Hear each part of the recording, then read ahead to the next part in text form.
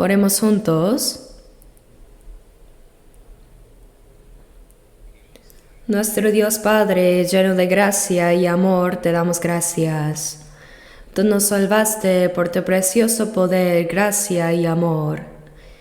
Te agradecemos porque podemos vivir el resto de nuestras vidas en la Santa Iglesia, que es el cuerpo del Señor.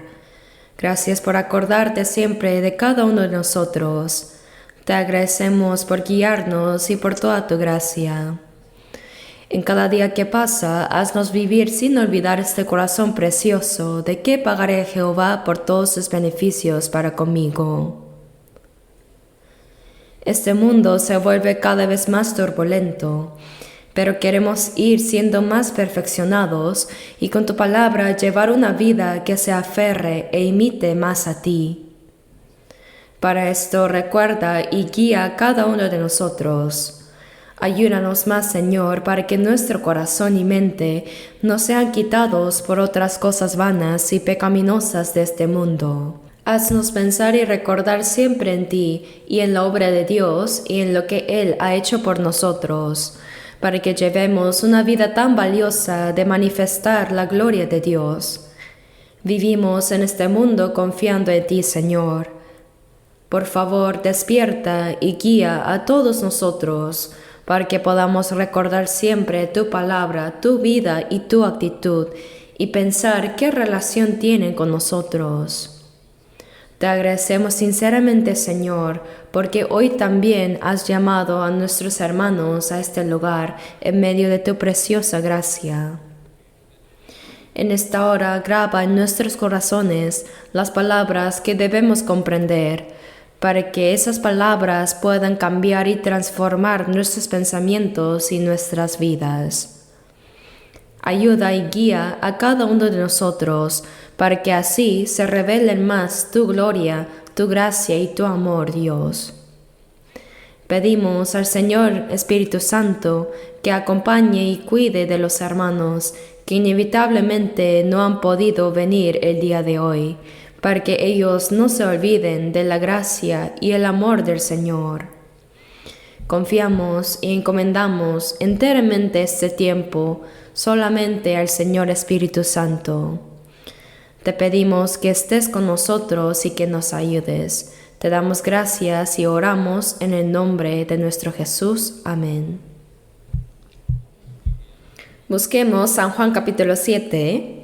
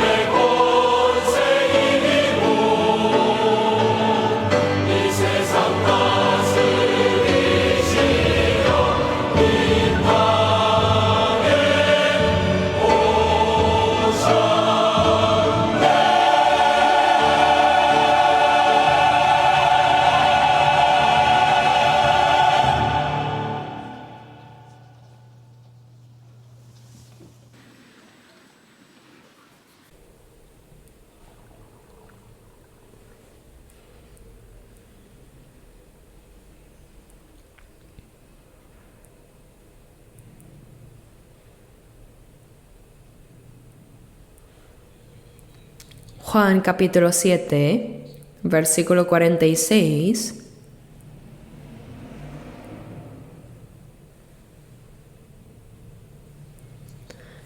Si lo tienen, leámoslo juntos.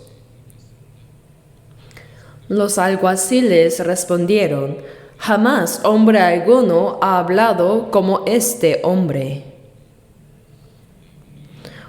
Hoy, a través de este pasaje, Juan 7:46, quiero que pensemos un poco más profundamente en estos, que son las palabras de Jesús, la vida de Jesús y qué relación tienen conmigo. Por eso deseo compartir esta palabra. Además, el precioso himno, El amor ya vino, que hemos cantado juntos, parece encajar perfectamente con el mensaje y el tema de hoy. Nosotros sabemos que servir a Jesús como Señor, seguir sus palabras, seguir la vida que Él vivió, llevar la cruz y caminar ese camino, es la forma de vida natural de los cristianos. Pero la cuestión es, ¿realmente estamos viviendo así?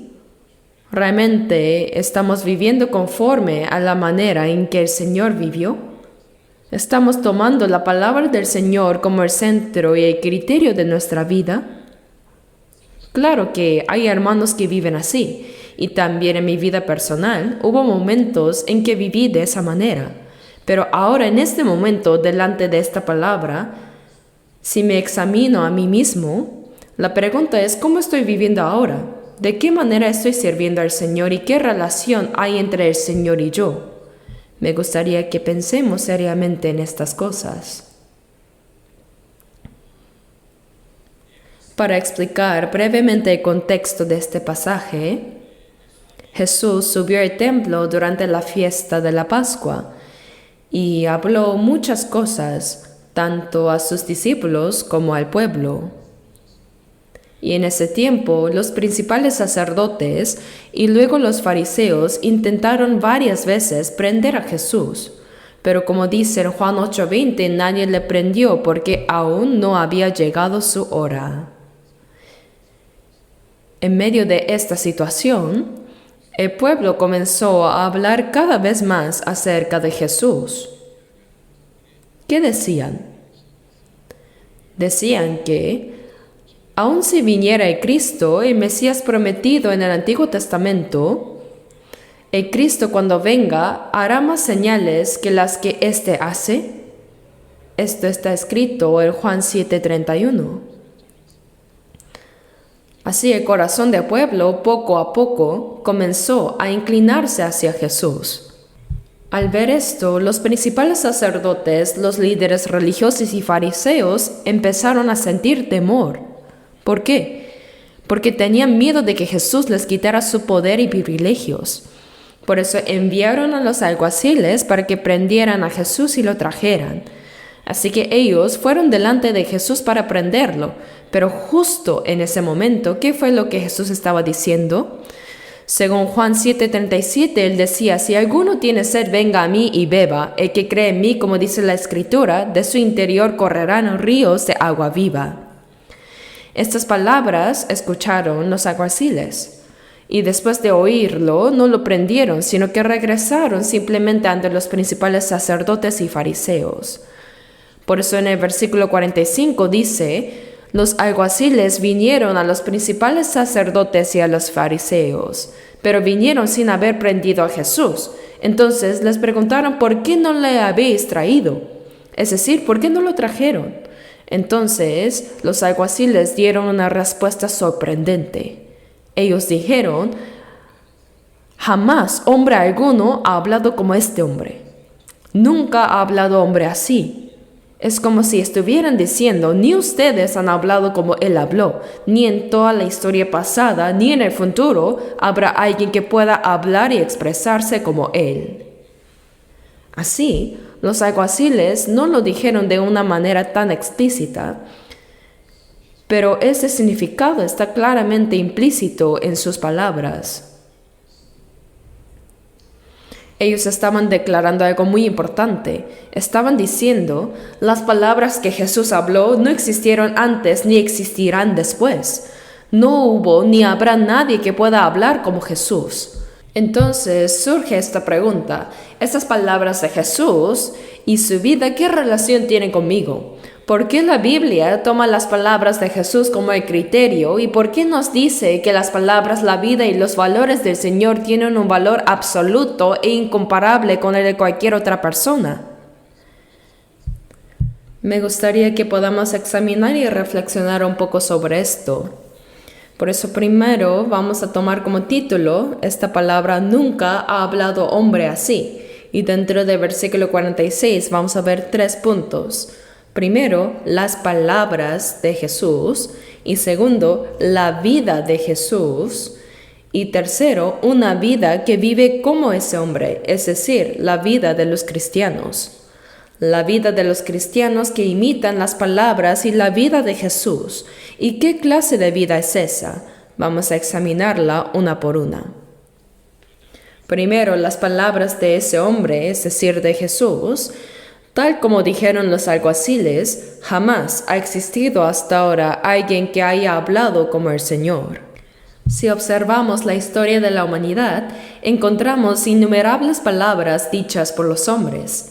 Entre esas palabras hay palabras de grandes personas, filósofos y líderes religiosos. Hay muchas clases de palabras. Sin embargo, desde la perspectiva de los alguaciles, las palabras que ellos acababan de escuchar de Jesucristo no se pueden comparar con ninguna de esas. Dijeron, nunca ha habido en la historia alguien que hablara como ese hombre, y tampoco lo habrá en el futuro. ¿Por qué las palabras de Jesús tenían ese matiz? Si lo pensamos un poco, las palabras de las personas tienen el poder de mover el corazón humano. Por eso, cuando escuchamos las palabras de alguien, o incluso cuando en el mundo escuchamos canciones con letra, aunque sea en un tiempo corto, nuestro corazón se conmueve, brotan lágrimas y también sentimos gozo, ¿no es así? Ese es el poder de la palabra. En el mundo hay muchas palabras de ese tipo. En las palabras escritas por los hombres hay palabras hermosas, otras que mueven el corazón del hombre y que cambian el pensamiento de las personas. Hay muchas palabras. Ahora bien, entre ellas, cuando estudiamos lo que los hombres han dicho, nos damos cuenta de que muchas veces es extremadamente difícil. En especial cuando hojeamos libros de filosofía, no entendemos para nada qué quieren decir. Con los líderes religiosos sucede lo mismo. Por ejemplo, entre las expresiones que solemos usar están los términos como metafísica y física, que incluso nosotros como personas comunes usamos con naturalidad. Pero ¿podría usted explicar qué es la metafísica y qué es la física? No es fácil, ¿verdad? Luego está Platón y su idea.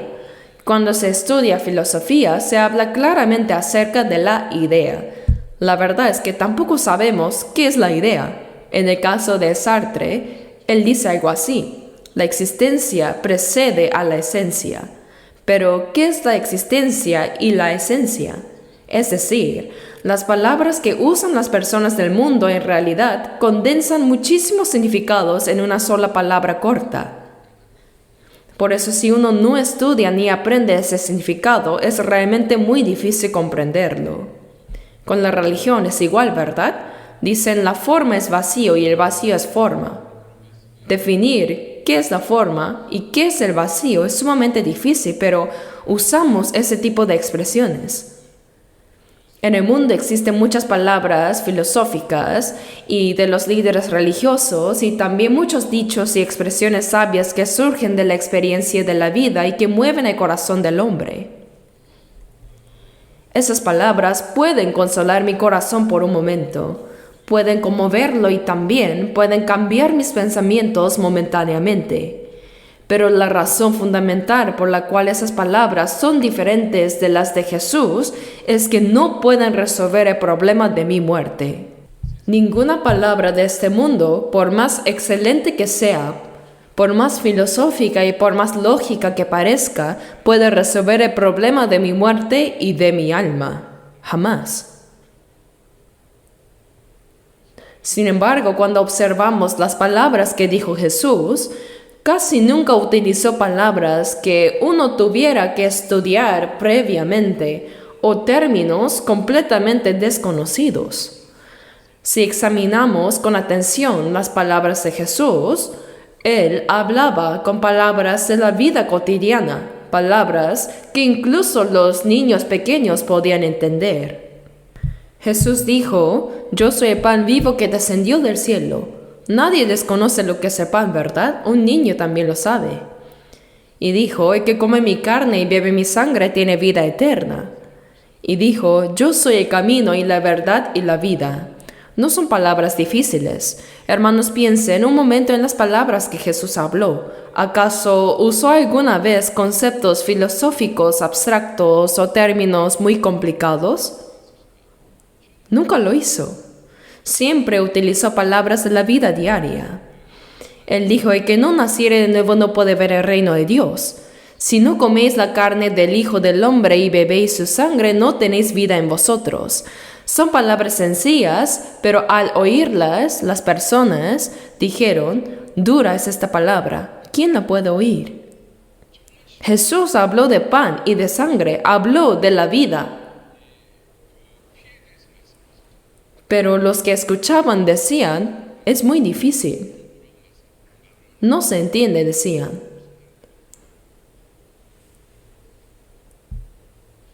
Cuando pensamos en por qué la Biblia establece una diferencia absoluta entre las palabras de Jesús y las de cualquier otra persona, es porque las palabras de Jesús, por más sencillas que sean, tienen un poder definitivo.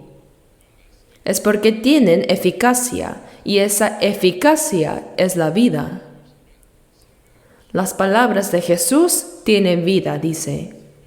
Tienen eficacia. En Hebreos 4:12 dice, porque la palabra de Dios es viva y eficaz. La palabra de Dios tiene vida y es la que nos da vida a nosotros.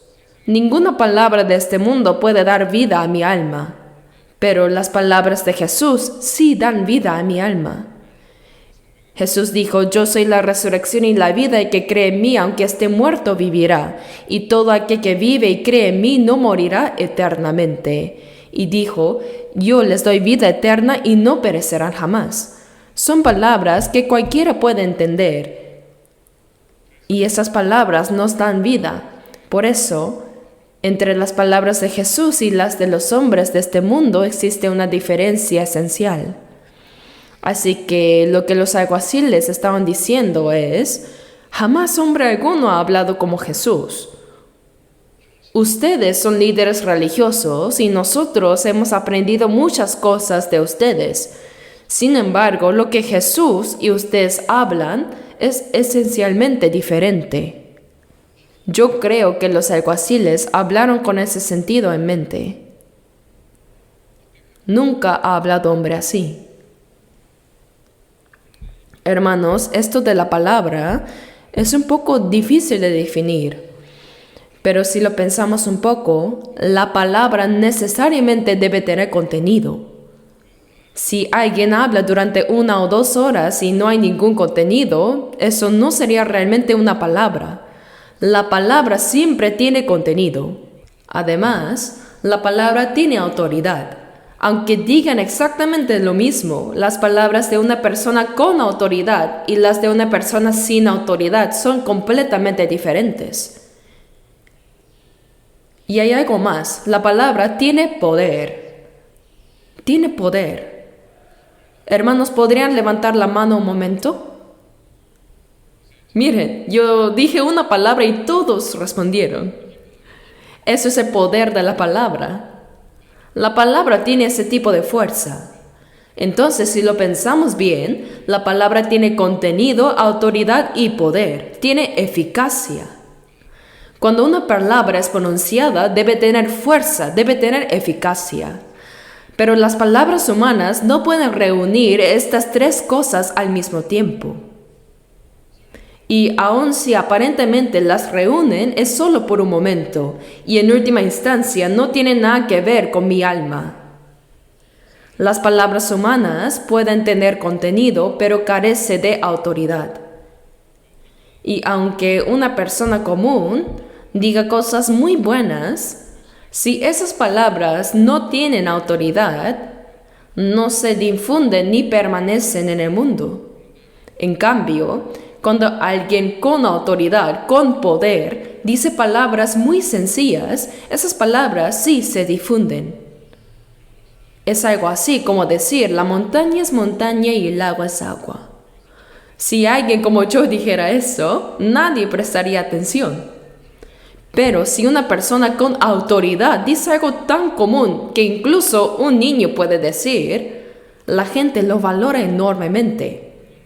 Eso demuestra que las palabras de quien tiene autoridad y las palabras de quien no la tienen son diferentes. Y aun cuando una persona hable con autoridad, hay muchos casos en los que esas palabras no tienen eficacia. Por ejemplo, aunque un médico excelente le diga a una persona que está muriendo, usted puede vivir, tenga ánimo, tenga esperanza, puede salir adelante. Esa persona aún así muere. ¿Por qué? Porque esas palabras no tienen eficacia. Ahora veamos Mateo 23. Al ver Mateo capítulo 23, quiero que pensemos un poco más acerca de la palabra.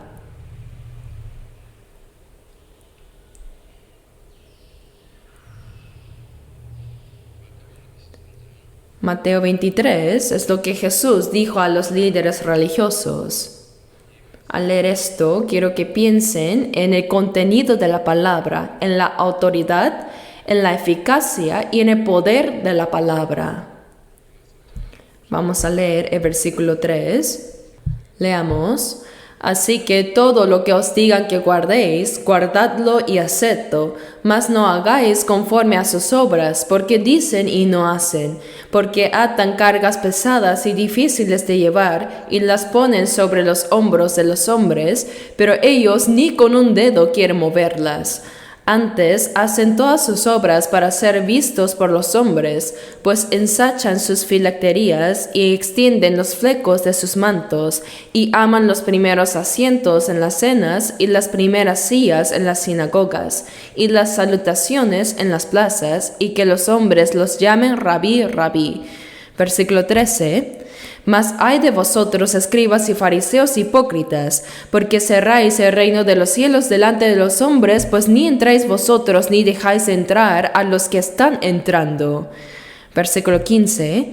Mas ay de vosotros, escribas y fariseos hipócritas, porque recorréis mar y tierra para hacer un prosélito, y una vez hecho le hacéis 2 veces más hijo del infierno que vosotros. Al ver este pasaje, podemos notar que las palabras de estos religiosos sí tienen contenido. El contenido existe, y también existe la autoridad que ellos poseen como religiosos. Pero, ¿qué es lo que el Señor dice acerca de las palabras de estos religiosos? Él dice, todo lo que os digan que guardéis, guardadlo y hacedlo, pero luego añade, más no hagáis conforme a sus obras, porque lo que dicen y lo que hacen es diferente. Yo creo que esta es la condición general de la mayoría de las personas en el mundo. En el mundo hay muchos líderes sobresalientes. Hay líderes, artistas y filósofos. Pero cuando uno entra a observar de cerca sus vidas reales, hay muchas cosas vergonzosas. Especialmente personas que viven en inmoralidad sexual o que están espiritualmente y emocionalmente devastadas. Y aún así sus palabras y sus escritos circulan ampliamente. Lo mismo ocurre con estos religiosos. Dicen, vivan bien, vivan con rectitud, de manera correcta, pero ellos mismos no viven así en absoluto. Por eso el Señor dice claramente, porque dicen y no hacen. Sus palabras tienen contenido, pero no eficacia, no tienen poder. Jesús está declarando esto claramente. En contraste con las palabras de estas personas y los religiosos del mundo, las palabras de Jesús tienen contenido, tienen autoridad y eficacia. Estas tres cosas coexisten al mismo tiempo en las palabras de Jesús. Hermanos, cuando Jesús habla, sus palabras tienen autoridad. Por eso, después de que el Señor terminó de enseñar el Sermón del Monte en Mateo capítulos 5, 6 y 7, cuando el pueblo y los discípulos escucharon todas sus palabras, al final de Mateo capítulo 7, dijeron algo muy claro. Dijeron que lo que Jesús hablaba no era como lo que habían escuchado antes. ¿Lo buscamos juntos? Mateo capítulo 7.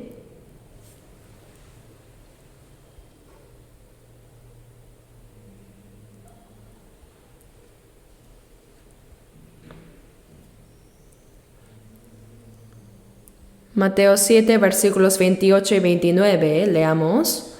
Y cuando terminó Jesús estas palabras, la gente se admiraba de su doctrina, porque les enseñaba con quien tiene autoridad y no como los escribas. Dice, les enseñaba como quien tiene autoridad. Esta autoridad absoluta, este poder absoluto pertenece solo a Dios. Las palabras que Jesús habla proceden de Dios mismo. Por eso, cuando Jesús habla, muchas veces utiliza expresiones muy categóricas, muy definitivas, como yo soy la luz del mundo, yo soy el pan de vida, yo soy la puerta de las ovejas, yo soy buen pastor, yo soy el camino y la verdad y la vida, yo soy la resurrección y la vida. Son declaraciones absolutamente categóricas. Nadie en este mundo puede hablar de esa forma. ¿Por qué Jesús puede hablar así? Porque Él mismo es Dios. Por eso, Jesús también dijo claramente que lo que Él decía no eran sus propias palabras. Él dijo, no las hablo por mi propia cuenta. Busquemos San Juan, Juan 14.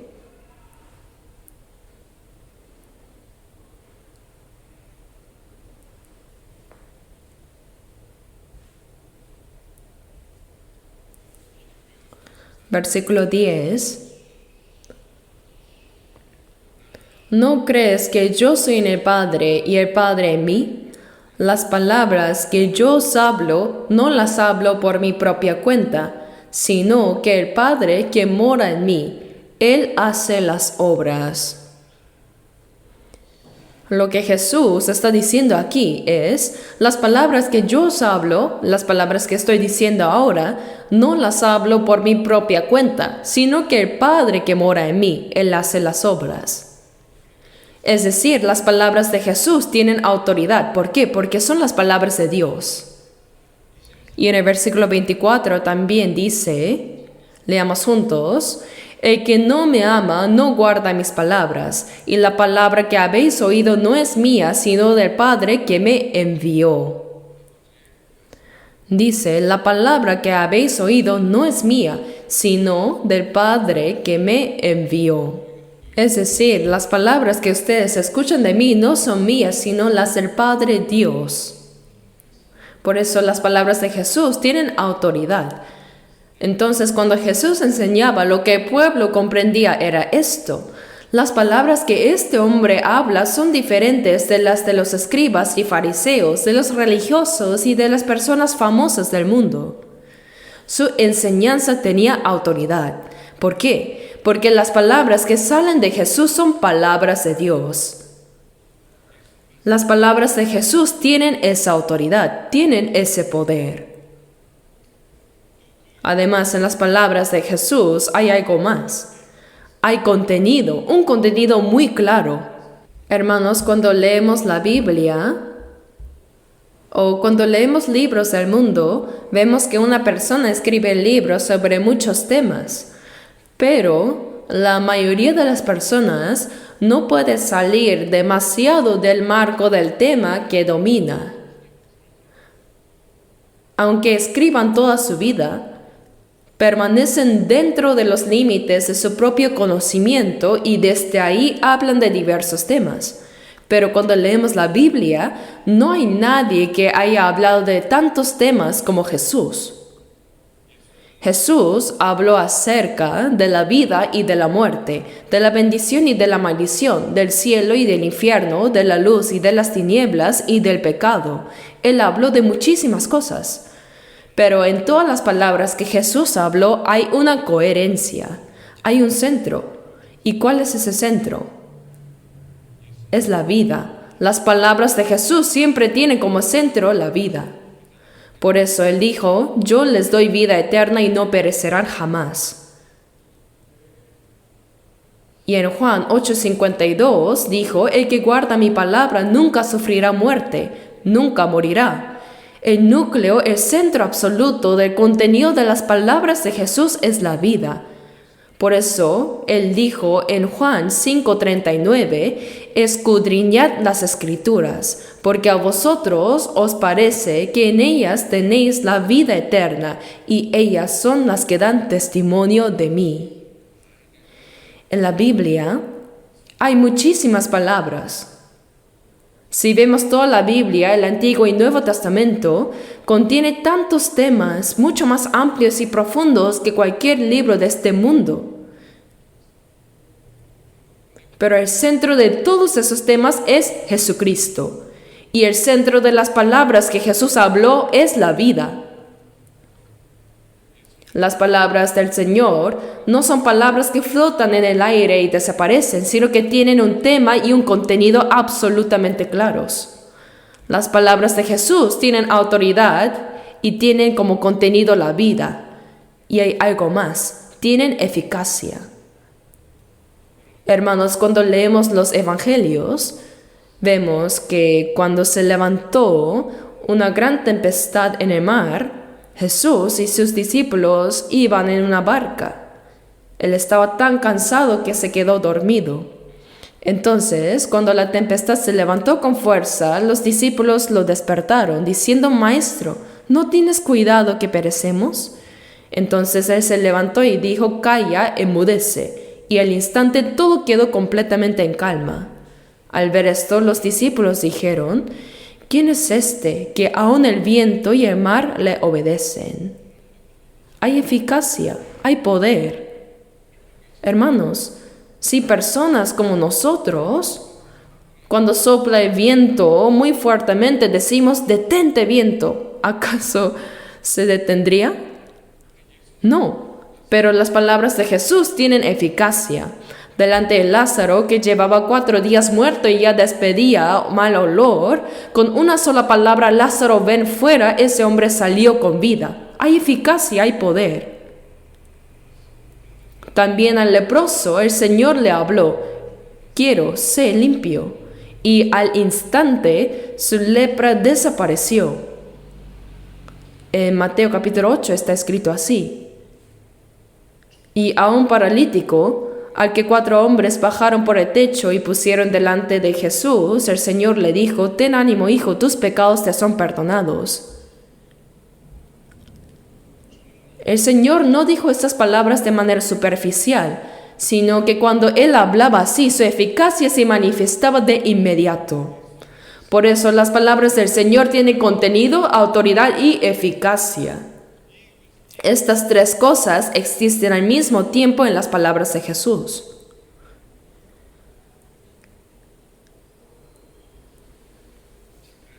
Por eso, la Biblia nos dice constantemente en Hebreos 4:12, porque la palabra de Dios es viva y eficaz. Esa palabra dio vida a mi alma.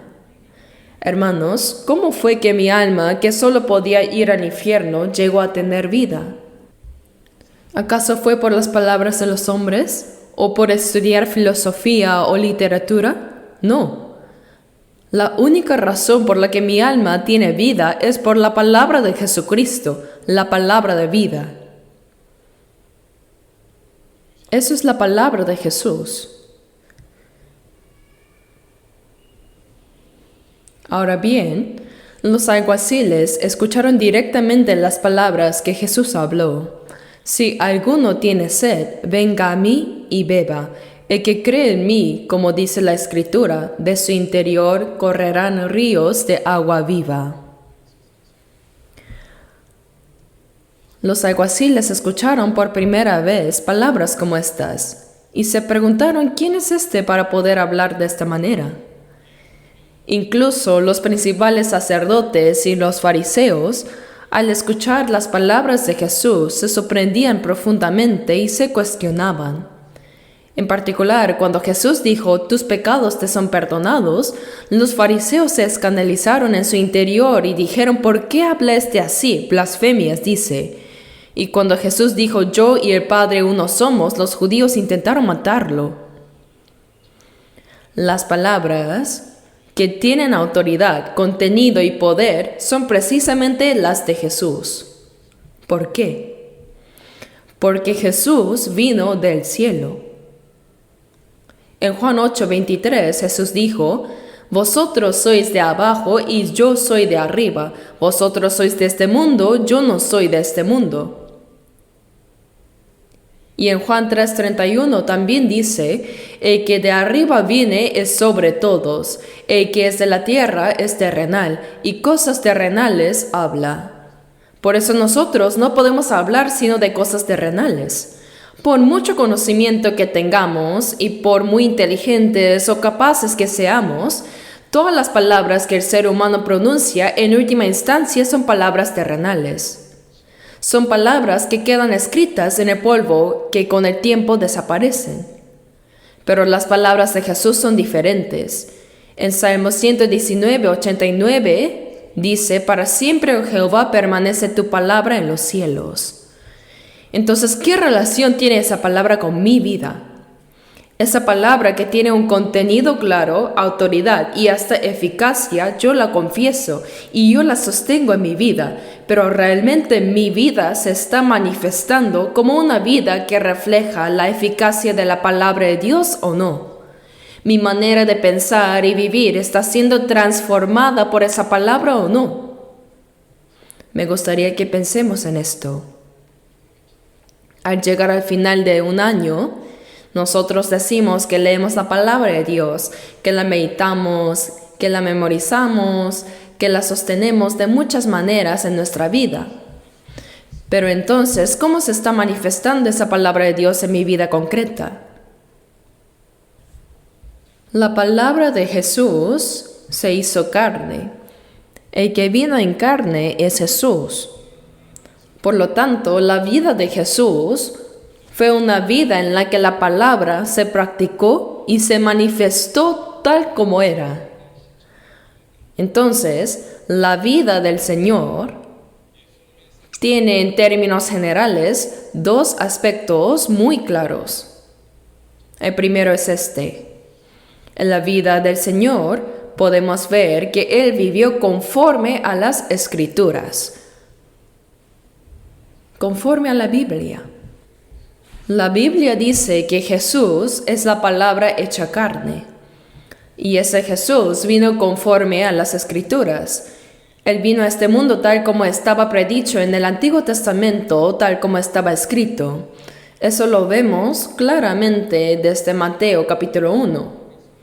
Y conforme a la Biblia, Jesús vivió, murió y hasta resucitó. Veamos 1 Corintios 15.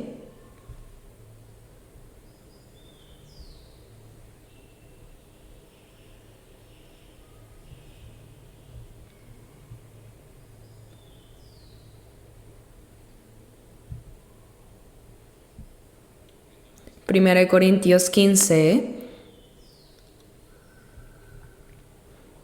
versículos 3 y 4. Leamos juntos 3 y 4. Porque primeramente os he enseñado lo que asimismo recibí, que Cristo murió por nuestros pecados conforme a las Escrituras, y que fue sepultado y que resucitó al tercer día conforme a las Escrituras. Se repite la palabra conforme a las Escrituras. Jesús vino a este mundo conforme a la Biblia. En Hechos 3:20 dice, y Él envía a Jesucristo que os fue antes anunciado. El hecho de que Jesús viniera a este mundo fue algo determinado desde antes de la creación del mundo, incluso antes de que usted y yo existiéramos. Ya en ese momento Jesús fue establecido como el Cristo, y estaba escrito que Él vendría de una virgen a este mundo concebido de manera sobrenatural sin intervención de varón. El evangelista Mateo lo registra con total claridad. Jesús vino a este mundo sin relación con hombre alguno, conforme a las Escrituras. Y Él vivió 33 años de vida completamente conforme a las Escrituras. Los últimos 3 años y medio de su vida están registrados en los Evangelios. Cuando leemos los Evangelios, vemos que la Biblia va mostrando una por una las profecías del Antiguo Testamento cumplidas exactamente en la vida de Jesús. Pero algo aún más asombroso es la manera en que Jesús murió. La forma de su muerte está descrita detalladamente en el Antiguo Testamento. Y Jesús murió exactamente de esa manera. En Salmos dice, y en mi sed me dieron a beber vino, repartieron entre sí mis vestidos y sobre mi ropa echaron suertes. Todas esas profecías se cumplieron tal como estaban escritas, y justo antes de morir en la cruz, Él dijo, tengo sed. Y está escrito para que se cumpliese la palabra que Jesús había dicho, dando a entender de qué muerte iba a morir. Jesús vivió una vida en la que en cada momento, tanto en su vida como en su muerte, la palabra se hizo vida y la palabra se cumplió. Ese es el retrato de la vida de Jesús. Y si preguntamos cuál es el núcleo central de esa vida vivida conforme a las Escrituras, podemos señalar 2 aspectos. Uno es la obra de sustitución por nuestros pecados, el perdón de nuestros pecados. Y el otro es la manifestación de la gloria de Dios. Si tuviéramos que resumir en 2 puntos la vida de Jesús conforme a las Escrituras, serían 2. La obra redentora por el perdón de nuestros pecados y la restauración de la gloria de Dios. Entonces, lo que nosotros debemos pensar es, ¿realmente estamos viviendo conforme a las Escrituras en nuestras vidas? Porque nosotros confesamos y servimos como Señor a aquel que vino a este mundo, vivió y murió conforme a las Escrituras. Si es así, aunque no podamos vivir 100% conforme a la Biblia como Jesús, en nuestra vida debe existir al menos una dirección clara de vivir conforme a ella. ¿Y qué es lo más importante en una vida así? El tema de la redención. Nosotros no podemos redimir a nadie, pero sí proclamamos el Evangelio. Vivir conforme a las Escrituras para nosotros comienza precisamente con la proclamación del Evangelio. Después de resucitar, cuando Jesús se apareció a sus discípulos y les mostró las marcas de los clavos en sus manos y la herida de la lanza en su costado, lo primero que Él dijo fue: paz a vosotros. Como me envió el Padre, así también yo os envío. ¿Por qué el Señor nos envía al mundo? Para que hagamos su obra. Porque Él ya realizó la obra de la redención, ahora nos envía para que anunciemos esa obra. Entonces, el centro de nuestra vida vivida conforme a las Escrituras, para nosotros en este mundo, es la proclamación del Evangelio. El centro de la vida cristiana es anunciar el Evangelio. Pero al vivir nuestra vida diaria, muchas veces nos olvidamos de esto. Incluso dentro de la vida de la iglesia lo olvidamos. Olvidamos por qué nos reunimos, por qué asistimos a las reuniones de grupos, por qué vamos a las células, por qué participamos en retiros. Muchas veces vivimos solo con la idea de que hay que hacerlo. Vamos a una reunión sin saber realmente por qué vamos. Pero la razón fundamental de todas esas cosas es la tarea de anunciar el Evangelio que el Señor nos ha confiado. Si dejamos de lado la proclamación del Evangelio y participamos en reuniones sin pensar en ello, y luego decimos: fue muy bonito. ¿Por qué decimos que fue bonito? Simplemente porque nos sentimos bien, porque fue divertido. Hermanos, en el mundo hay muchas cosas mucho más divertidas. ¿Acaso nos reunimos solo por diversión? No es así. El fundamento más profundo de la vida que Jesús vivió conforme a las Escrituras fue la redención, el perdón de nuestros pecados. ¿Y cuál es el otro aspecto? Es vivir para la gloria del Padre. Por eso en Juan 17 Jesús oró de esa manera. Levantando los ojos al cielo dijo: Padre, la hora ha llegado, glorifica a tu Hijo para que también tu Hijo te glorifique a ti. Yo te he glorificado en la tierra, he acabado la obra que me diste que hiciese. Ahora pues, Padre, glorifícame tú al lado tuyo, con aquella gloria que tuve contigo antes que el mundo fuese. ¿Cuál era el enfoque central de la oración que hizo Jesús justo antes de su muerte? Fue la gloria del Padre.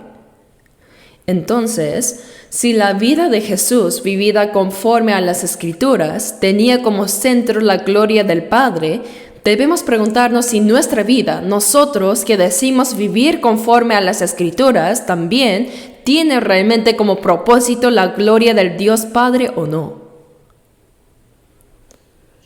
La razón por la cual el Señor me salvó es para restaurar la gloria de Dios. Por eso miremos nuevamente Juan 17. Al final de este capítulo el Señor ora de esta manera.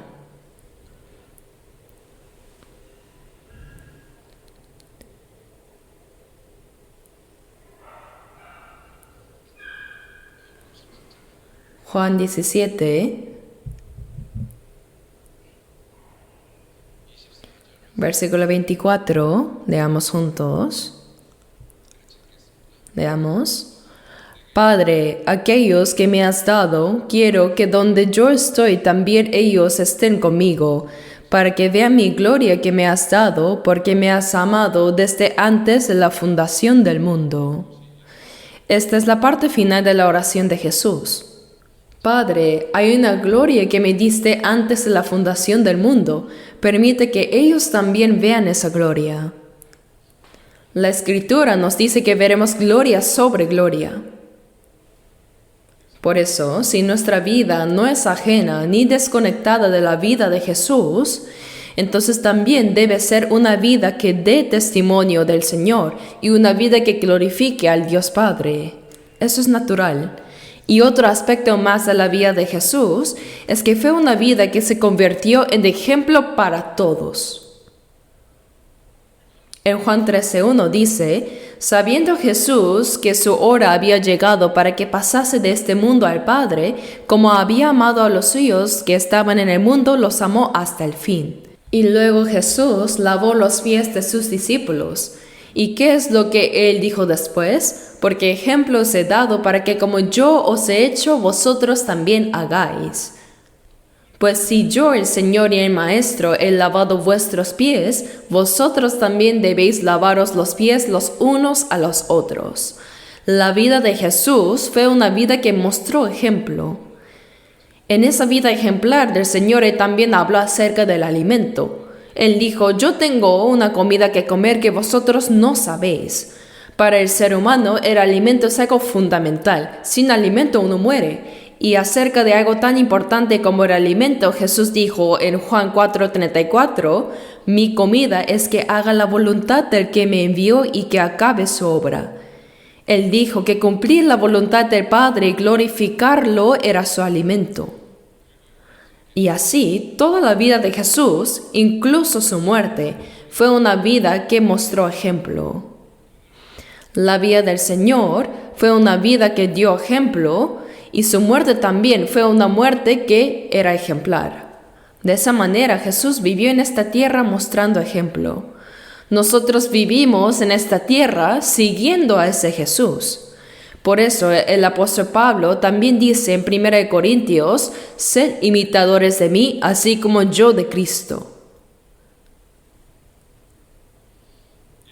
Las palabras de Jesús, esas palabras que nunca antes se habían visto ni oído, que no pueden compararse con las palabras de las personas de este mundo, Él nos las sigue diciendo a nosotros constantemente. Y la vida de Jesús fue una vida que nadie en este mundo había vivido jamás. Él vivió completamente para los demás. No fue una vida vivida para sí mismo. Con esa vida, Jesús vivió en esta tierra y nos dice también a nosotros que sigamos sus pasos. Él dijo, si alguno quiere venir en pos de mí, níguese a sí mismo y tome su cruz cada día y sígame. Nosotros muchas veces tomamos la decisión en nuestro corazón y decimos que vamos a seguirle. Quiero vivir como Jesús vivió. Quiero vivir conforme al ejemplo que Él nos mostró. Nosotros somos personas que ya hemos recibido la salvación y vivimos con la esperanza clara de ir al cielo. Tenemos la esperanza viva. Después de ser salvos, que vivamos bien o no, ya somos personas destinadas a ir al cielo. Es una realidad para el que ha sido salvo. Entonces, la pregunta es, ¿cómo debe vivir en esta tierra una persona que realmente irá al cielo? Y a esa pregunta Jesús responde diciendo que debemos vivir una vida que imita a Él. Si somos personas que realmente iremos al cielo, realmente debemos vivir una vida que imite al Señor. Pero si lo pensamos bien, imitar a Jesús es algo muy difícil y duro. ¿Por qué? Porque tenemos un cuerpo imperfecto. Tenemos una naturaleza pecaminosa. Constantemente tenemos que luchar contra el pecado y contra los pensamientos pecaminosos. En nuestra vida, en realidad, no hay un solo día en el que no haya pecado. En nuestro corazón y pensamientos y en nuestras palabras, muchas veces brotan pecados sin cesar. Y aún sabiendo esto acerca de nosotros mismos, juzgamos a los demás, ¿verdad?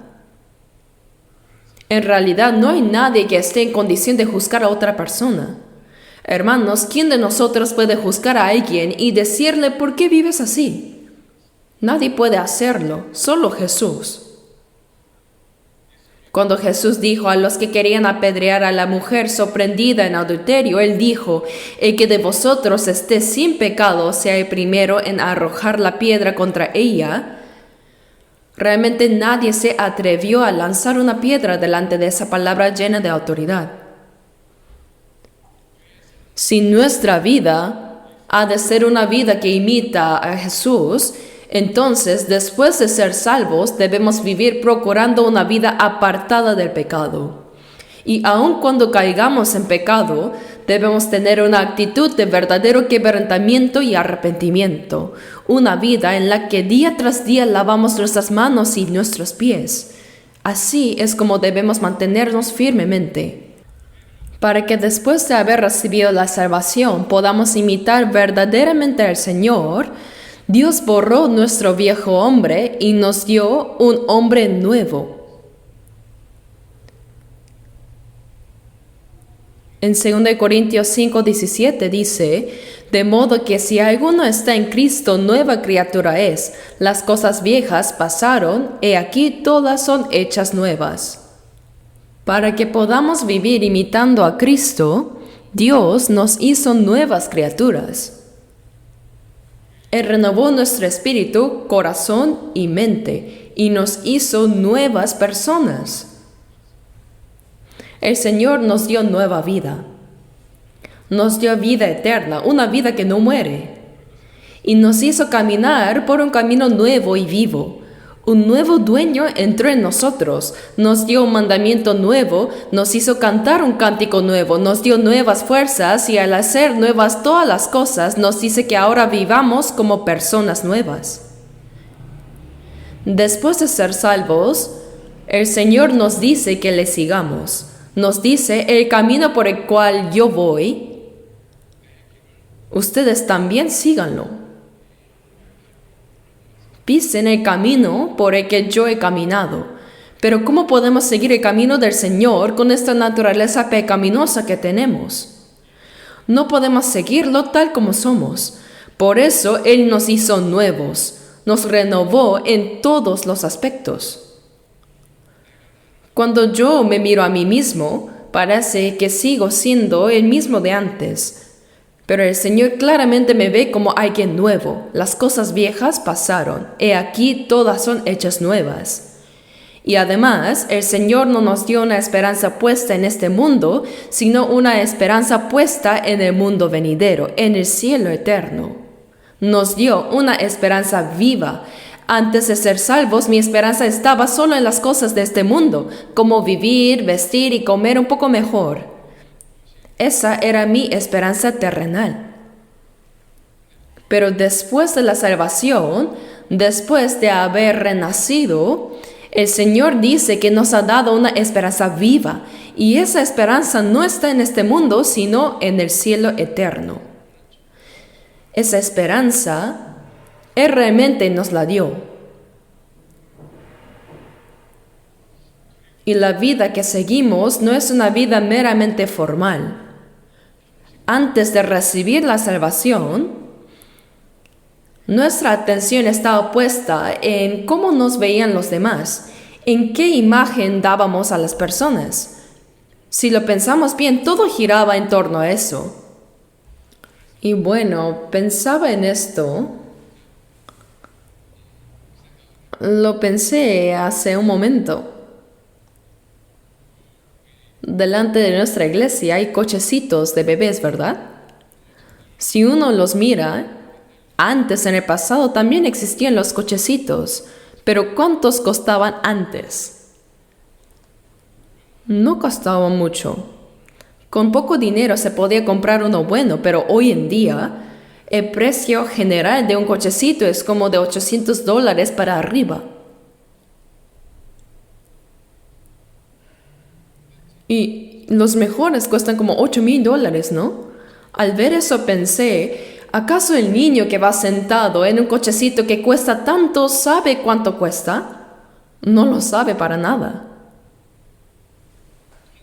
Si yo empujara un cochecito que cuesta una fortuna, eso no sería por el niño.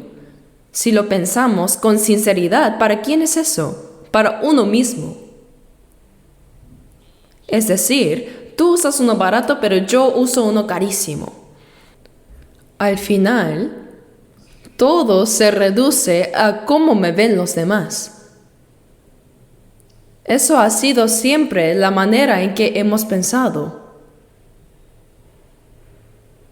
Ese retrato aparece en Eclesiastés 9:3, donde dice: el corazón de los hijos de los hombres está lleno de mal y de insensatez en su corazón durante su vida, y después de esto se van a los muertos. No están en su sano juicio. ¿Y qué quiere decir eso? Que no piensan en cómo Dios me ve, sino en cómo me ven las personas, en cómo me evalúan los demás.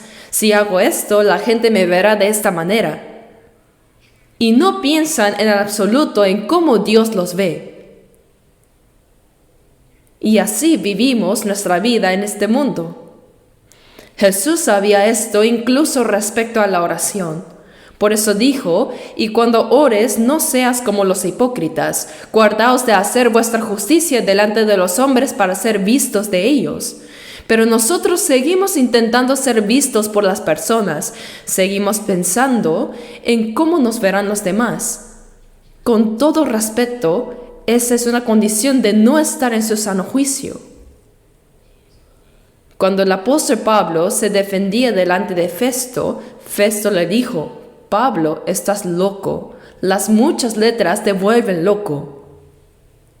Entonces, en Hechos 26:25, Pablo respondió: no estoy loco, sino que hablo palabras de verdad y de cordura. Palabras de verdad y de cordura. Los cristianos debemos vivir una vida de verdad y de cordura. Pero con el paso del tiempo, vemos cada vez más a cristianos que, aun siendo llamados a vivir una vida de verdad y de cordura, van cayendo en una vida meramente formal.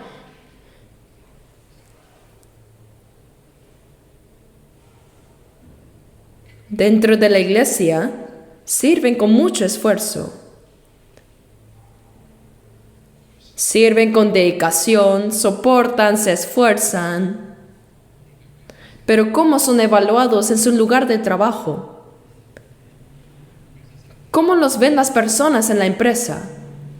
Ah, ese es cristiano. Egoísta, sale temprano porque tiene seminario y cuando se les pide quedarse un poco más en el trabajo se quejan. Hermanos, ¿no habrá en nosotros actitudes así? Eso es formalismo.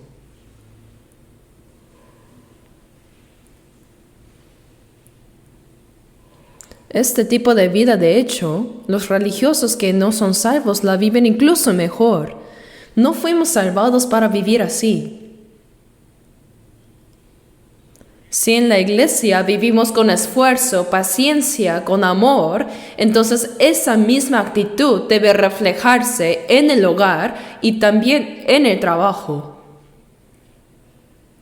¿Acaso había en la vida de Jesús una doble cara? ¿Actuaba de una manera delante de unos y de otra manera detrás? Eso no existía en Jesús. Jesús nunca enseñó algo así. Entonces, ¿por qué vivimos nosotros de esa manera? Jesús no nos enseñó a vivir así.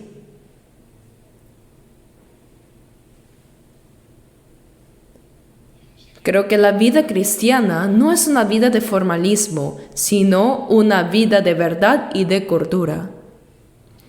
Y en cuanto a seguir al Señor, veamos el Salmo 17. Salmo 17.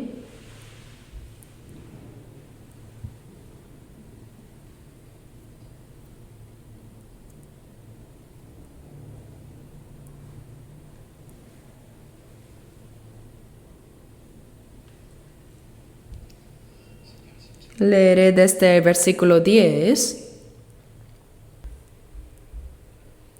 Envueltos están, se refieren a los malos, dice con su grosura. En la nota al pie se explica cómo han cerrado su corazón, es decir, están atrapados en su propia prosperidad, estabilidad, riqueza y orgullo. Tienen abundancia, tienen paz, pero quedan encerrados en eso. Por eso no hay en ellos sacrificio por los demás. No hay deseo de vivir para otros. No hay corazón para perdonar. No hay amor. A eso se refiere cuando dice que están envueltos en su grosura. Y dice, y con su boca hablan arrogantemente. Han cercado ahora nuestros pasos. Los malos cercaron sus pasos, y dice, tienen puestos sus ojos para echarnos por tierra, son como león que desea ser presa y como leoncillo que está en su escondite. Así es este mundo. Y dice, levántate, oh Jehová, sal a su encuentro, póstralos, libra mi alma de los malos con tu espada. Versículo 14. De los hombres con tu mano, oh Jehová, de los hombres mundanos, cuya porción la tienen en esta vida y cuyo vientre está lleno de tu tesoro, sacian a sus hijos y aún sobra para sus pequeñuelos. Así viven las personas que no conocen a Dios. Dios permite que vivan de esa manera, pero entonces, ¿cómo debe vivir el que verdaderamente imita a Cristo? Leamos juntos el versículo 15. En cuanto a mí, veré tu rostro en justicia, estaré satisfecho cuando despierte a tu semejanza. El mundo puede vivir de esa manera. Aunque el mundo viva así, Señor, yo estaré satisfecho con tu semejanza. Esa es la vida que imita a Jesucristo. Jesús no fue alguien que perdió la batalla en este mundo, sino que fue aquel que venció y triunfó. Hermanos, Jesús murió colgado en la cruz. ¿Piensan ustedes que eso significa que Él perdió? No. Jesús venció claramente. ¿Cuál fue la última palabra que dijo? He vencido, he triunfado, consumado es. consumado es. En la batalla contra Satanás y contra este mundo, Jesús salió victorioso. Jesús no fue derrotado por el mundo. Él lo venció, pero en nuestra vida, la vida de quienes imitamos y seguimos a Jesús muchas veces parece una vida de derrota en el mundo. Con un poco de dificultad nos sentamos y nos rendimos.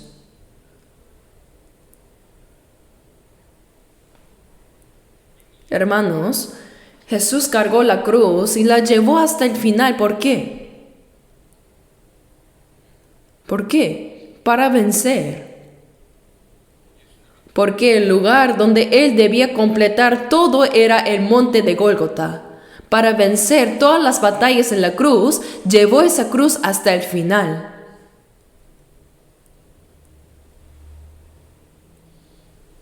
En cambio nosotros, al servir al Señor, muchas veces nos sentamos a mitad del camino. Debemos levantarnos. La fe que Dios nos dio a los salvos no es una fe para perder en el mundo. En 1 de Juan 5:4 dice, esta es la victoria que ha vencido al mundo, nuestra fe. Es la fe en Cristo. Si los que creemos en Cristo, aun viviendo dificultades y sufrimientos en este mundo, permanecemos caídos sin pensar en levantarnos nuevamente, eso es una vida de derrota.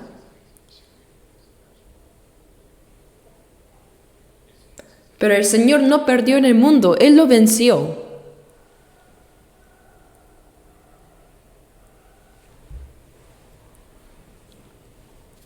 Cuando seguimos al Señor, pasamos por el valle de sombra de muerte. Pasamos por el valle de lágrimas. Hay tiempos en que uno quiere morir, momentos también de profundo cansancio y dolor. Si leemos el libro de Job, ¿cuál fue la primera palabra que salió de su boca? ¿Por qué nací? Mejor habría sido morir. Mejor habría sido no haber nacido. Esa fue la primera expresión de Job.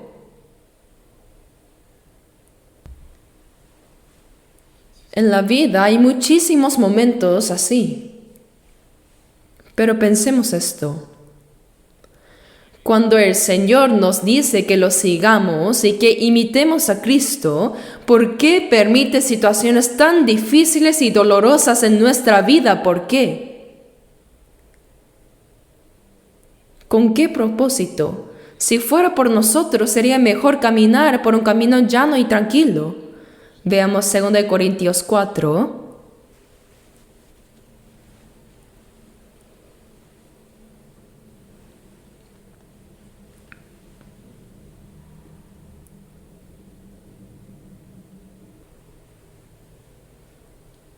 Segunda de Corintios 4, versículo 7, desde el 7. Pero tenemos este tesoro en vasos de barro, para que la excelencia del poder sea de Dios y no de nosotros, que estamos atribulados en todo, mas no angustiados, en apuros, mas no desesperados, perseguidos, mas no desamparados, derribados, pero no destruidos, llevando en el cuerpo siempre por todas partes la muerte de Jesús, para que también la vida de Jesús se manifieste en nuestros cuerpos. Al vivir nuestra vida hay momentos en que somos atribulados por todos lados. ¿Pero por qué Dios permite esto? Para que vivamos una vida en la que aun siendo atribulados no estemos angustiados. Hasta ahora no habíamos vivido así. Cuando venían las aflicciones, nos inquietábamos, nos frustrábamos, llorábamos y nos quedábamos sentados sin avanzar. Esa fue nuestra manera de vivir hasta ahora, pero el Señor nos dice que ya no vivamos así. ¿Verdad? En la vida hay muchas situaciones de angustia, y cuando esas situaciones llegaban hasta ahora, vivíamos desanimados. Decíamos, ¿por qué nada me sale bien? ¿Por qué mi vida siempre es así? Así vivíamos en desaliento. Hemos vivido hasta ahora de esta manera, pero el Señor nos dice que ya no vivamos así, en apuros, mas no desesperados. ¿Por qué? Porque nuestro Señor Jesús vivió así. Dice, perseguidos, mas no desamparados. Cuando predicamos, muchas veces recibimos persecución, ¿verdad? Y entonces, en ocasiones queremos rendirnos y decimos, ya no te voy a hablar más del Evangelio. Pero el Señor nos dice que sigamos predicando hasta el final. ¿Por qué? Porque Él llevó la cruz hasta el final. No es para que al ser perseguidos nos quedemos derrotados en el mundo, sino para que derribados pero no destruidos sigamos adelante. ¿Por qué Dios permite todas estas cosas en nuestra vida? Para que vivamos una vida que nunca antes habíamos vivido. Para que a partir de ahora vivamos de una manera diferente. Los alguaciles dijeron acerca de Jesús, jamás hombre alguno ha hablado como este hombre. Hasta ahora yo no había vivido así, no había vencido al mundo y no había seguido al Señor completamente. Aunque hasta este momento haya vivido de esa manera, el Señor nos dice que a partir de ahora no vivamos así. En nuestra vida, hasta ahora, cuando alguien nos hería o nos hacía sufrir, vivíamos con el deseo de vengarnos de alguna manera. No podíamos perdonar a nadie, no podíamos amar a nadie. Queríamos amar, pero no podíamos. Si esa fue nuestra vida pasada, ahora el Señor nos dice que vivamos de una manera nueva. Si hasta ahora nunca habíamos obedecido de forma completa al Señor, ahora decidamos llevar una vida de obediencia. Eso es lo que nos está diciendo. Vivir una vida que nunca habíamos vivido antes. Hasta ahora no habíamos amado de verdad, no habíamos perdonado de verdad, no habíamos vivido de verdad. Pero desde ahora, el Señor nos dice que vivamos de otra manera.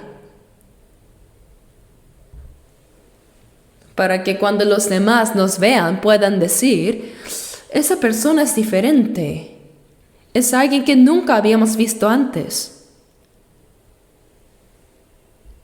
Entonces esa vida delante de Dios es una vida verdaderamente preciosa, realmente valiosa. Veamos un momento Romanos 8.